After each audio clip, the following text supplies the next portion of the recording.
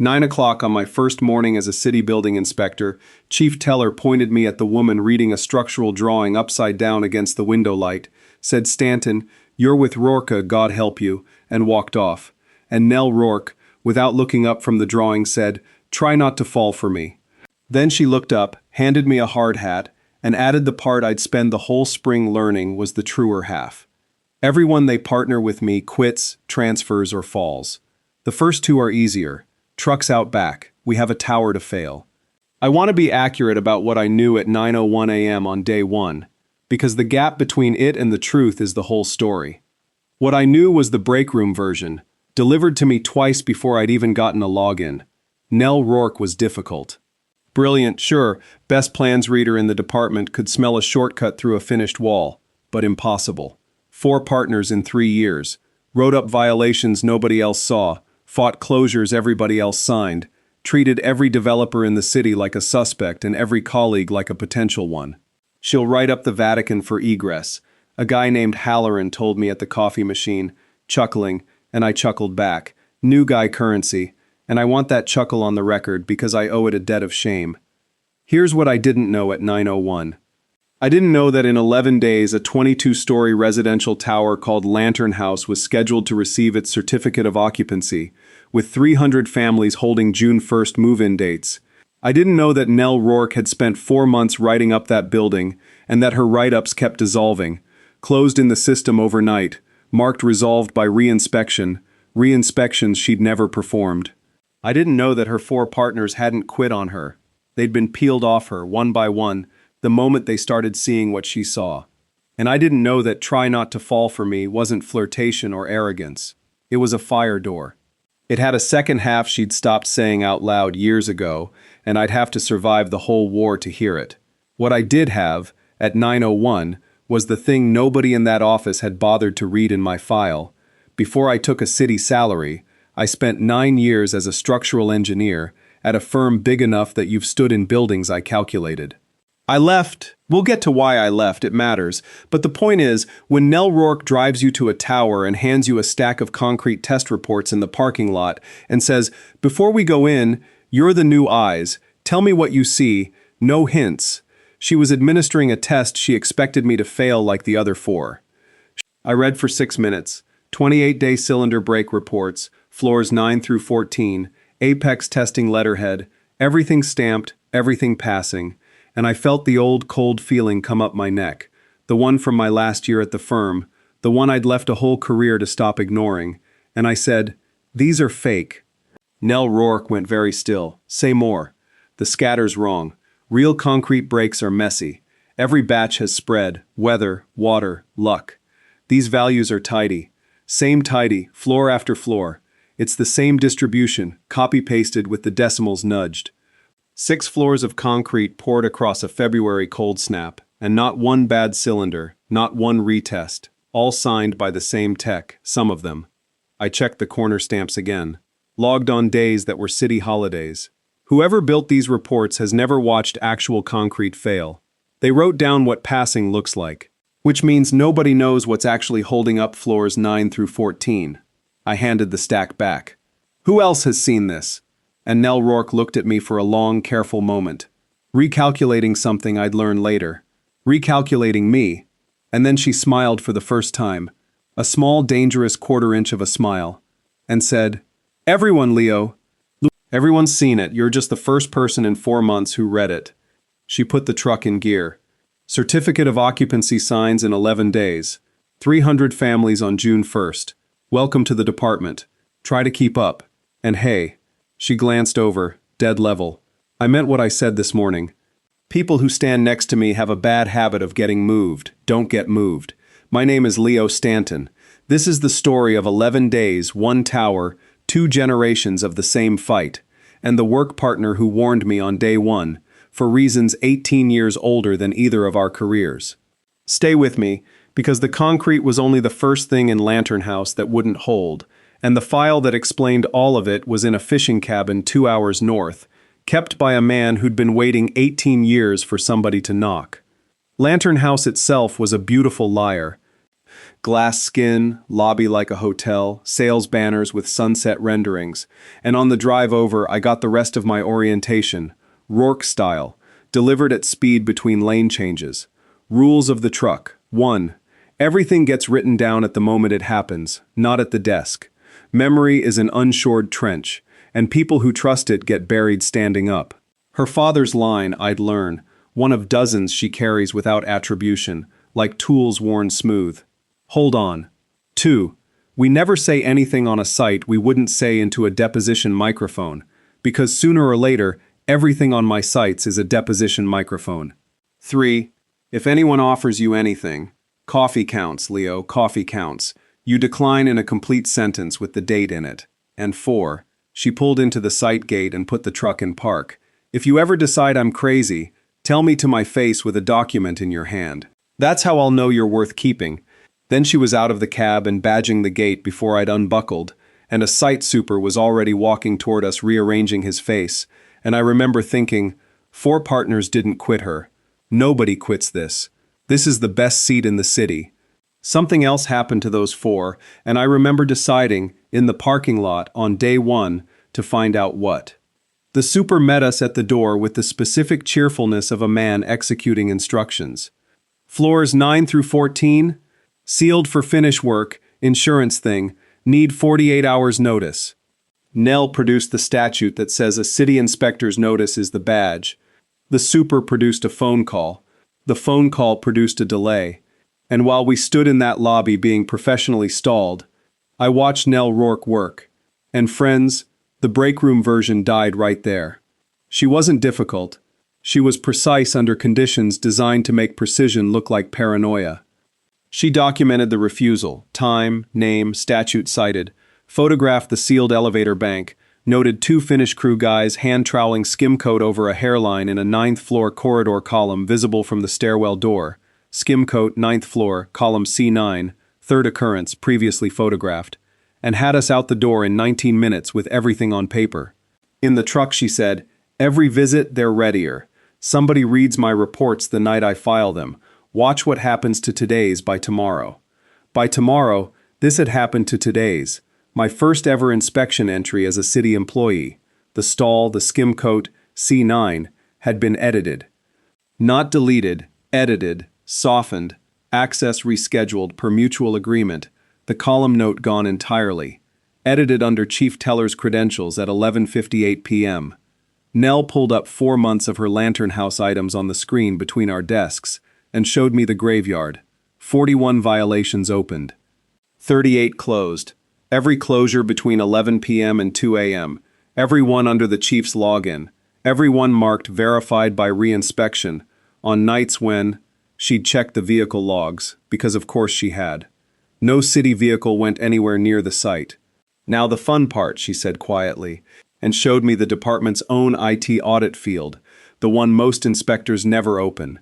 The IP address on the closures wasn't City Hall's. It resolved to a commercial block downtown. She let me look it up myself. The Calder Group's headquarters. The chief's login, closing safety violations, from inside the developer's building, at midnight. So we report it, I said. IT, the city auditor, somebody. To whom, Leo? Nell asked, not unkindly. The way you ask a bright student the question that ends the easy part of the course. The audit trail goes through IT, which reports to administration, which is the chief. The auditor takes referrals from department heads. The department head is the chief. I made this exact map 2 years ago, and every road on it runs through the man whose login is on the closures. That's not a flaw in the system, it's the design, and it's why my partners got moved, because the second they saw this screen, they became a problem the system already had a solution for. Halloran saw it. Transferred to plan review in 9 days, better parking, never made eye contact with me again. She shut the laptop. So no, we don't report up. We build something too heavy to close at midnight, and we take it around.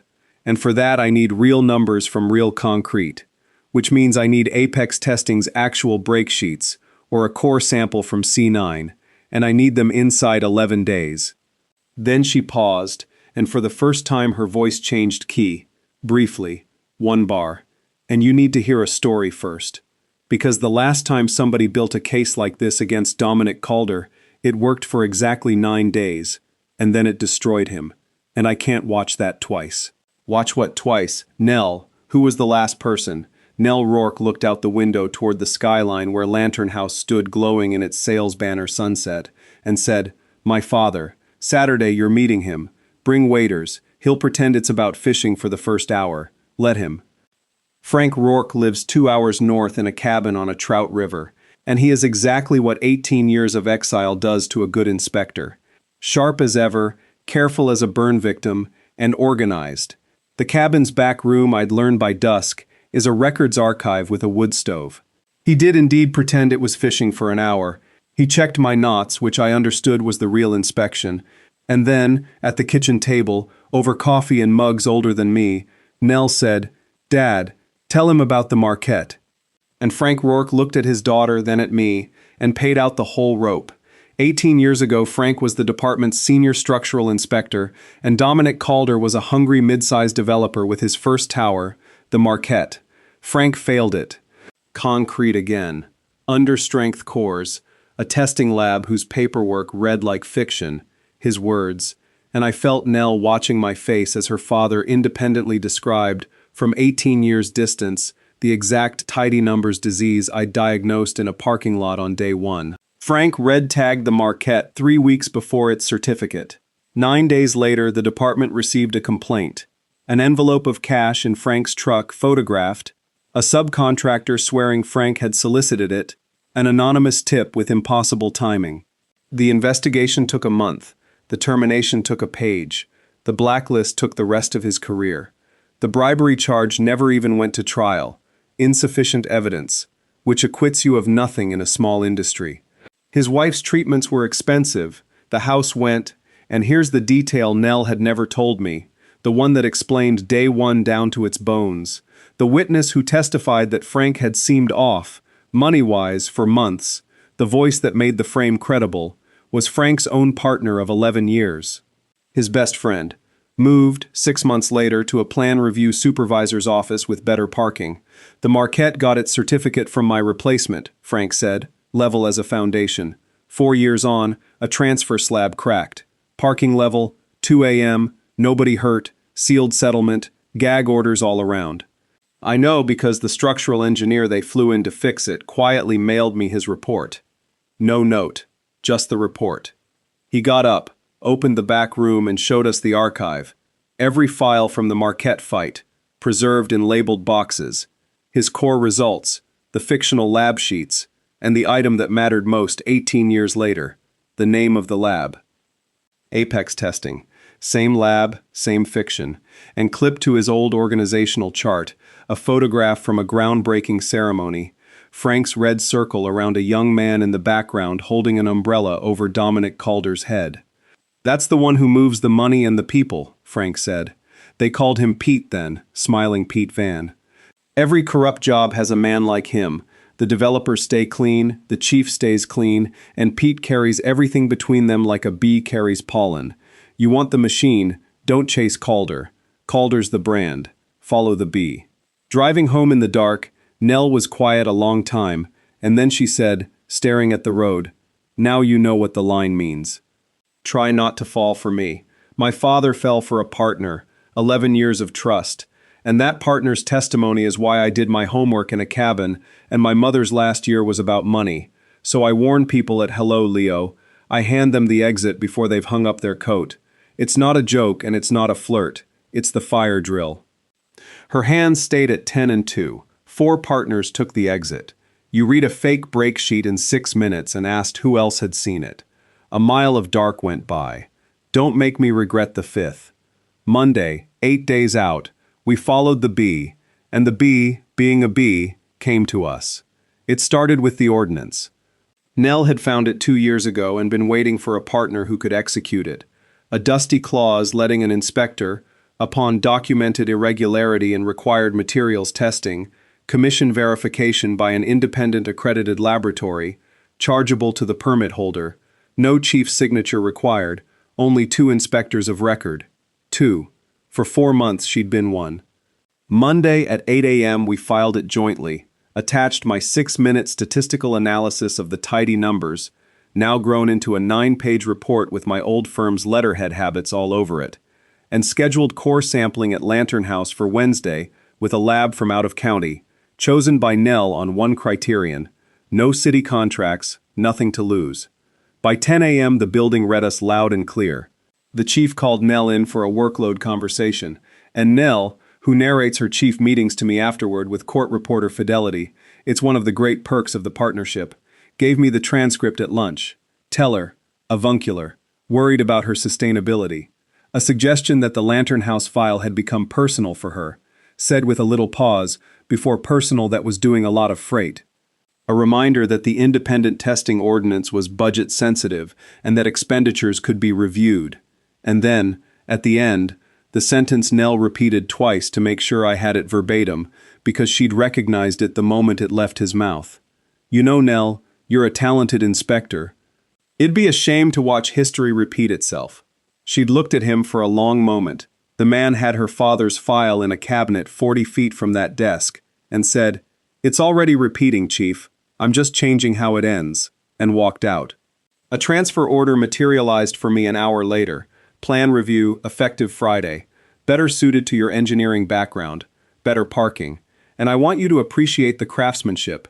They offered me the exact chair they'd bought Halloran with, and the chair Frank's partner had been bought with 18 years before. A department tradition. Nell watched me read the order and said nothing at all. Didn't argue, didn't coach, just watched. 4 partners worth of watching. And I signed the refusal box, checked wishes to remain in current assignment, wrote in the comments field, "I like the truck," and filed it back. Nell turned to her screen. "5th partner," she said to the screen, and it was the warmest thing anyone had said to me in years. And at lunch, smiling Pete Van found me. Of course he did. Refusing the chair triggers the next protocol. He slid into my booth at the sandwich place uninvited. Fit, silver, a golf tan and a class ring. The kind of guy who's delighted by everything. And he was good, better than good. He never said one actionable word. He was a consultant helping the Calder team with municipal relations. He'd heard I was new, talented, wasted on fieldwork. He knew people at my old firm, named 2, accurately, which was the flex. He mentioned that Lantern House's owners took the long view on relationships, that inspection careers were marathons, that the city's structural review panel had an opening next year that paid like a partner track, and that the people who thrive in this town are the ones who understand sequencing. Some questions are great questions after occupancy.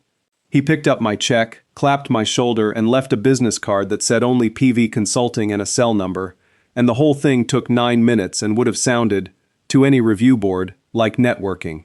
He made one mistake. He'd done it 18 years too long against the same family. He'd stopped researching his targets. Because the reason I left my 9-year engineering career, the thing that wasn't in the breakroom gossip because I'd never told anyone in that department except by then Nell, is that at my old firm I flagged a value-engineered connection detail I couldn't make work. And a man exactly like Pete Van took me to a lunch exactly like that one and explained sequencing to me. And I ate the lunch, and signed the sheet, and the detail was fine, probably statistically, and I have driven 11 miles out of my way for 6 years to avoid crossing that particular building, and I left the whole profession rather than eat that lunch twice. Pete Van bought a sandwich for the one inspector in America who had already met him, in another suit, in another city, and spent 6 years wishing he'd worn a wire. This time I was wearing a wire. Nell's idea, cleared with the city attorney's office that morning, because that was the other thing we'd done at 8 a.m., the thing the midnight login could never see. Nell had walked us around the entire departmental map, straight to the one office on it that doesn't report to the chief. Renata Cruz, Deputy City Attorney, Municipal Integrity. Who had listened to 40 minutes of tidy numbers, midnight closures, and Calder building IP addresses, pulled a fresh legal pad and said, "Gentleman and lady, I've been waiting 3 years for this department to produce 2 inspectors at once, with clean files and matching stories. Keep your Wednesday core appointment.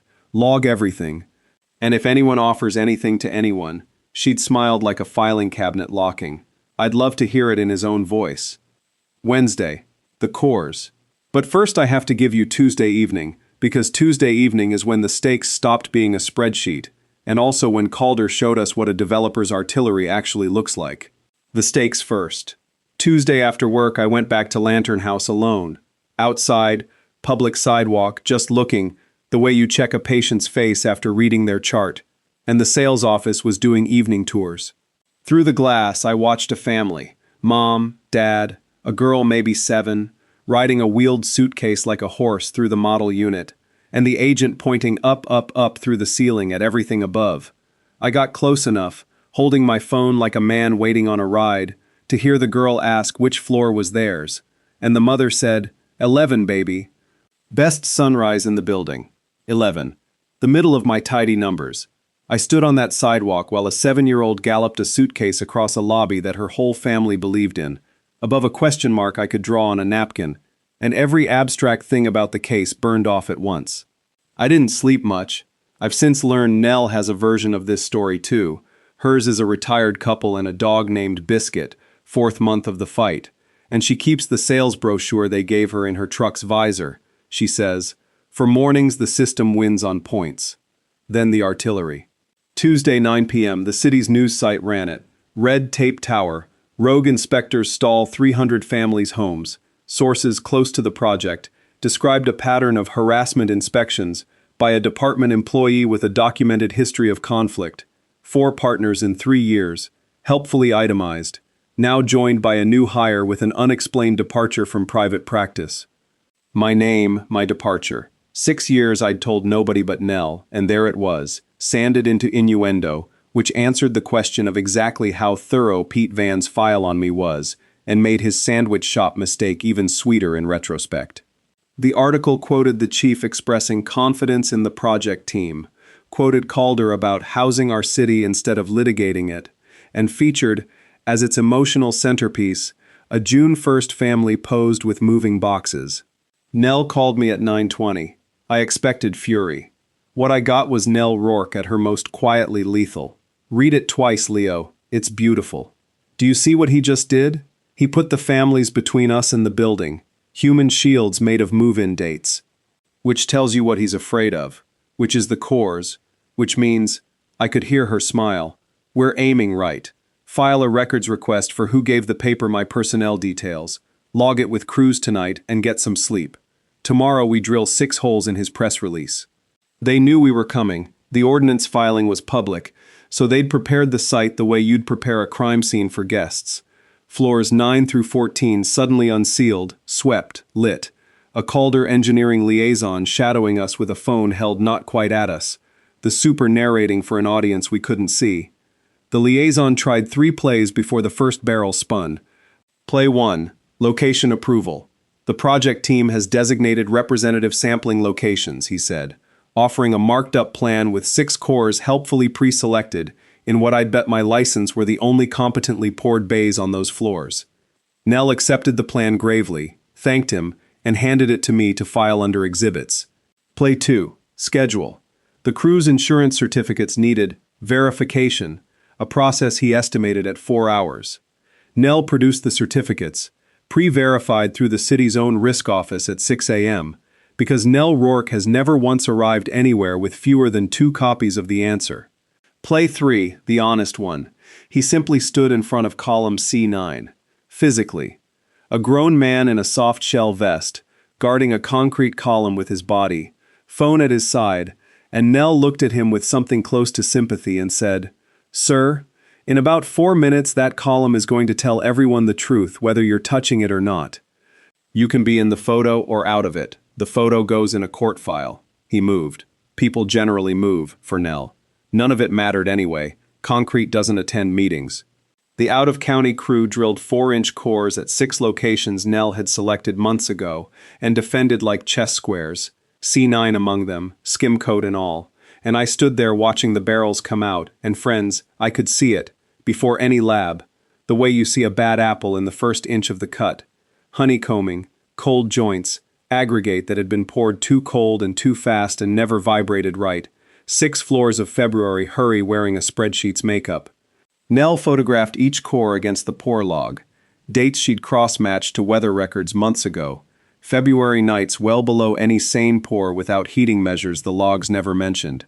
building the chain link by link while the liaison's phone finally, openly, filmed us, which Nell welcomed out loud, for the record, by case number.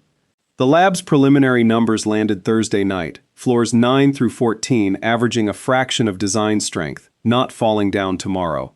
And I want to say that clearly because fear-mongering is its own kind of lie. But far below code, unfit for occupancy, requiring shoring and structural remediation before a single family's couch crossed the lobby. The building was savable, the schedule was not, and the certificate was set to sign Monday. Friday morning, the machine made its last ordinary move. The chief, in writing, suspended us both, pending review of unauthorized testing expenditures, and ordered our credentials collected by end of day. And Friday afternoon the machine made its first extraordinary one, because Renata Cruz's office had spent the week quietly pulling threads, the IT forensic image of the midnight closures, subpoenaed before the suspension could touch it, Apex Testing's real records. And here entered the last member of our unlikely crew, a lab tech named Owen Tully, who had been keeping what he called the twins for 3 years. The real break sheets and the reported ones, filed together, dated, initialed, because Owen Tully was a scared man but a meticulous one, and when Cruz's investigator showed up with a subpoena and an immunity letter, Owen cried, briefly, with relief, and then produced the tidiest evidence in the whole case. Real sheets, fiction sheets, side by side. 18 years, it would turn out, of twins, including in the oldest cabinet, floor by floor, the Marquette. Saturday, Pete Van called my cell, the last unsupervised mistake of his long career, to say the suspension was a misunderstanding that could still resolve very cleanly before Monday, and that his clients remembered their friends at certificate time, and Renata Cruz, listening on the tap her office had papered Thursday, reportedly did not smile, because filing cabinets don't, but they do close. Monday, certificate day, signing ceremony in the council chamber, because Dominic Calder never met a rubber stamp he couldn't turn into a ribbon cutting, press table, renderings on easels, 300 families worth of welcome home folders stacked like a buffet, the chief resplendent, Calder himself in the good suit doing the room 2 handshakes a minute. Nell and I sat in the public gallery, suspended, credentialless, and invited anyway, formally, by the city attorney's office, whose deputy had asked the clerk to add one item to the agenda ahead of the certificate. Report of the Office of Municipal Integrity. Permit and inspection irregularities. Lantern House. Renata Cruz presented for 22 minutes and never raised her voice once. The tidy numbers, projected, my scatter analysis beside them. The twins, projected, Owen Tully's real sheets bleeding red where the fiction sheets glowed green, floor by floor. And here I have to tell you who was in the second row of the public gallery, because Nell had spent Sunday doing the thing nobody in the machine ever expected of an inspector. She'd called the families. Not all 300. The Buyers Association Board, 7 people, including. I recognized them the moment they walked in. A mom, a dad, and a 7-year-old with a wheeled suitcase left at home. Floor 11. Best sunrise in the building. Nell had told them everything, straight, with the core photos, on a Sunday, at a kitchen table, and taken the fury that came before the gratitude. They're allowed to be furious, she'd said. It's their ceiling. And so when the news cameras swung to find the Human Shield families the press release had posed with moving boxes, they found them sitting behind the inspectors, on purpose, arms crossed, listening to the actual numbers about their actual homes. Calder's whole media architecture inverted in one camera pan. Then the midnight closures, the chief's credentials, the Calder Group IP block, time-stamped. The core results, stamped by a lab with nothing to lose. The recording of a sandwich, sequencing, some questions are great questions after occupancy, and the Saturday call, remembered their friends at certificate time, played into a room where you could hear the press table's pens, and where Dominic Calder, who had entered doing 2 handshakes a minute, sat perfectly still with the expression of a man watching his brand, the only structure he'd ever personally built, fail its load test in public. His attorney leaned in twice. Calder didn't move either time. Some collapses are quiet.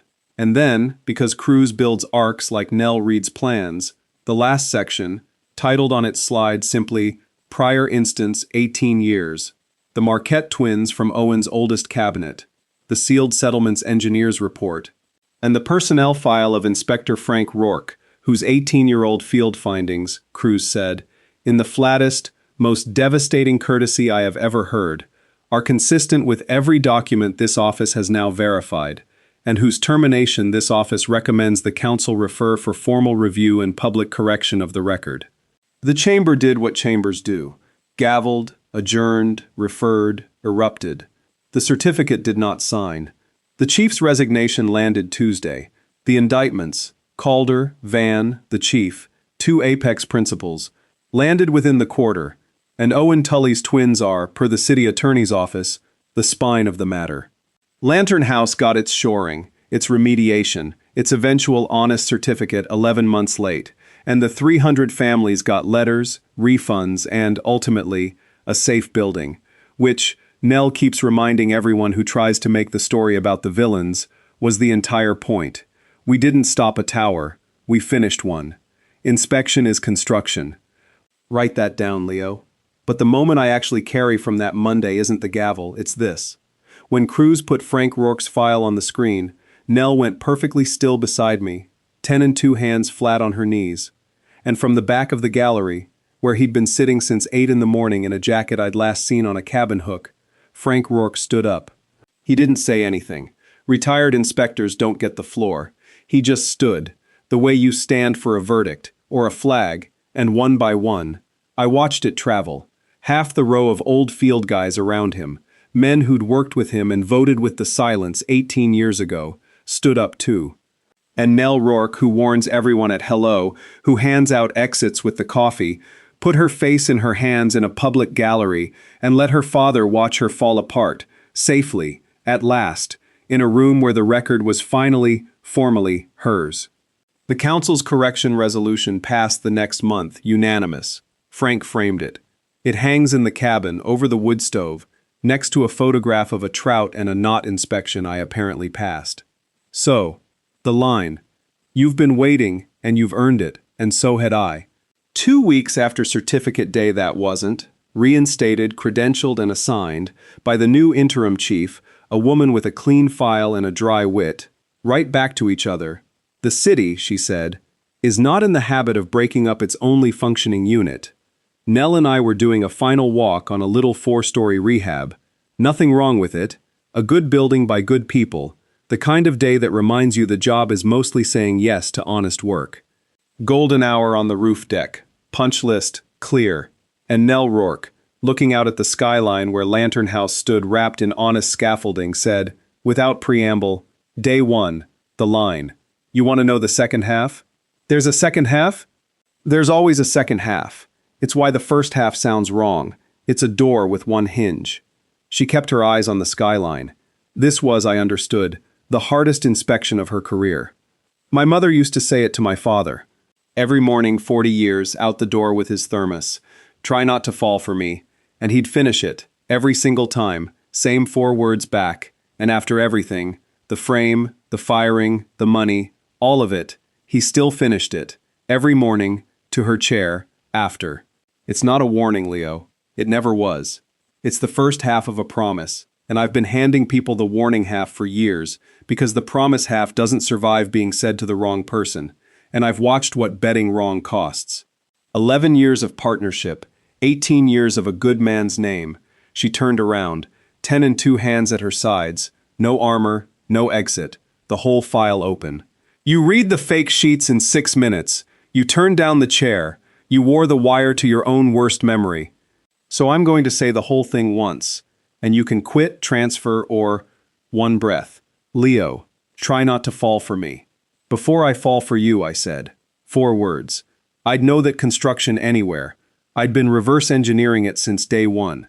Nell Rourke stared at me for a second, recalculating one last time, and then she laughed. The real one, the one I'd heard exactly twice, and said, sequenced correctly, finally, and closed the distance, and the punch list stayed clear, and the golden hour did what golden hours do, and somewhere across the skyline, a tower that will now stand for 100 years caught the last of the light in its honest scaffolding. Too late for the record. Day 1, 9:01 a.m. Both of us. She admits it now, but only in writing, initialed. because inspectors are inspectors. There's a sticky note in my hard hat, in her handwriting, that says, "Fell first, NR," and I have refused, on professional grounds, to close the item. Some violations you keep open forever. All right, the comment section is now an open inspection, and I want your reports filed. If your brand new work partner warned you on day one not to fall for them, what would you actually do with that information? Take it at face value, or start asking why someone builds a fire door into hello? And here's the one this story was really about. Who took the better parking? In your workplace, your family, your town, who got quietly moved when they were about to see something true, and what was the thing they almost saw? Tell me the trade they were offered and whether they took it. No company names, name the chair. Somebody reading this is holding a transfer order with a comments field right now, and your story might be what they write in it. If this one held, subscribe and ring the bell. Because next week I'm telling you what the forensic auditors found when they finally opened Smiling Pete Van's storage locker. 40 years of consulting ledgers, a city's worth of names, and one entry, 18 years old, flagged and circled by the investigators, labeled only, Rourke's partner, paid in full. Read the scatter, refuse the chair, and when someone hands you a warning at hello, stay long enough to hear the second half.